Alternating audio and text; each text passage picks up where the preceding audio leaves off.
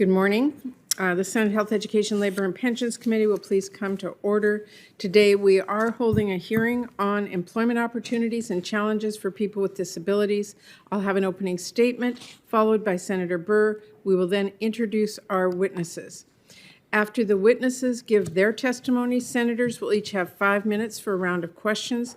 And while we were unable to have this hearing fully open to the public or media for in-person attendance, live video is available on our committee website at help.senate.gov. The live stream will include closed captioning, and we also have ASL interpretation. If you are in need of other accommodations, you can reach out to our committee or the Office of Congressional Accessibility Services. We continue to see a high number of new COVID cases. So we are having this hearing in a larger room where we can be socially distanced, limiting the number of people who are in this room, accommodating both some of our committee members and witnesses through video, as we have done previously, and taking additional measures such as wearing masks. As always, I appreciate the work from the staff of the Sergeant-at-Arms, the Architect of the Capitol, and our committee clerk and his staff to make this hearing as safe as possible. This pandemic has been hard on workers across the country. They have been worried, they have been sick, they've had to care for loved ones who got sick or find childcare after their school closed. They've lost wages, jobs, and opportunities. And while we've recently made great progress in our economic recovery, with unemployment now down to 4%, we are far from done. Workers are still struggling to get the training, education, and support they need to find good-paying jobs.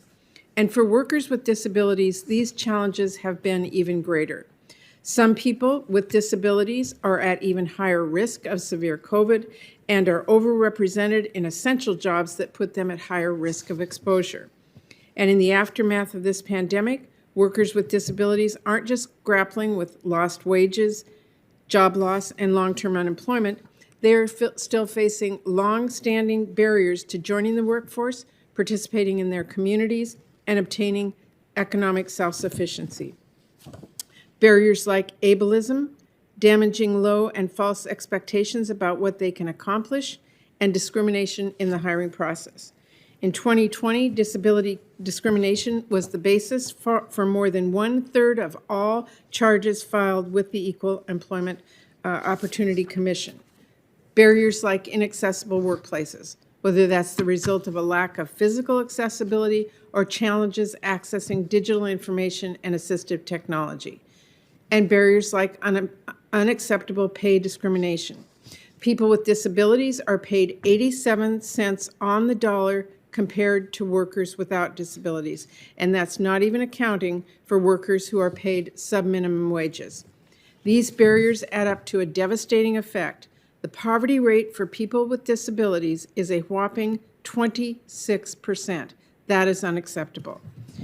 And the challenges that make it hard for people with disabilities to participate in the workforce aren't just a problem for them. They are bad for working families, bad for our communities, and even bad for businesses.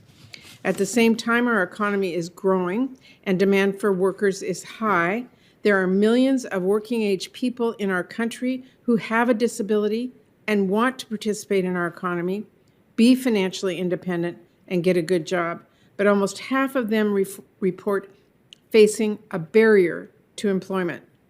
By embracing inclusive practices and improving accessibility, businesses can increase their talent pool by more than 10 million people. What's more, employing people with disabilities has been shown to reduce turnover and increase productivity. What's promising is that during this pandemic, we have seen a widespread use of inclusive practices that can make work more accessible. And recently, there has been a steady rise in the employment rate for people with disabilities. Great news.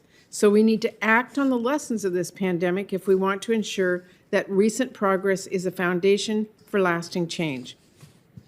This pandemic has shown how innovative practices can boost accessibility in our workforce programs and in businesses across the country.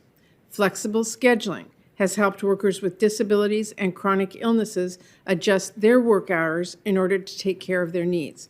Remote options have helped address challenges with accessibility, helped workers who might struggle to commute, and made technology like closed captioning for video meetings more common. Accommodations like flexible scheduling, alternate work arrangements, and telework are some of the most requested, and according to a recent survey of employers, most accommodations cost nothing to provide.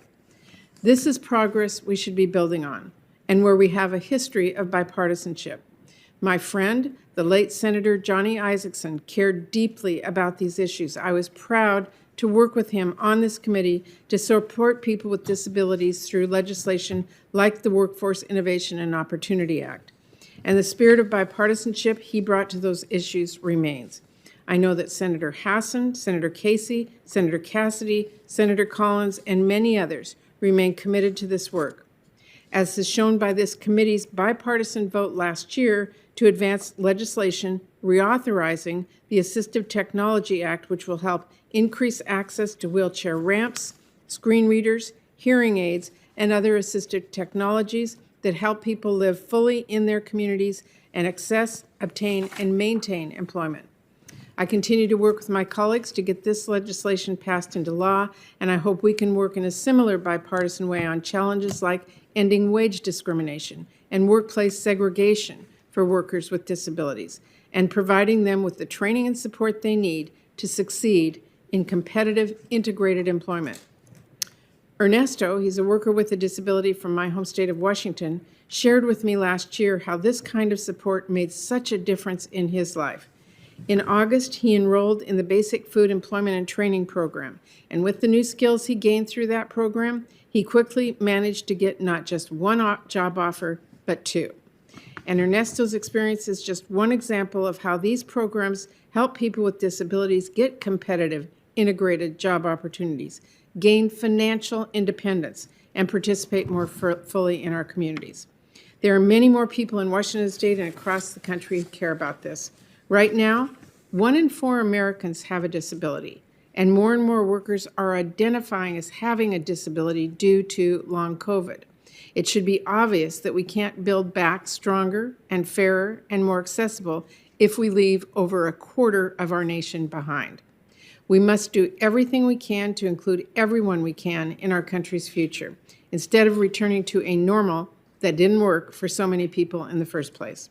So I look forward to hearing from all of our witnesses today about how we do that. And with that, let me turn it over to Senator Burr for his opening remarks.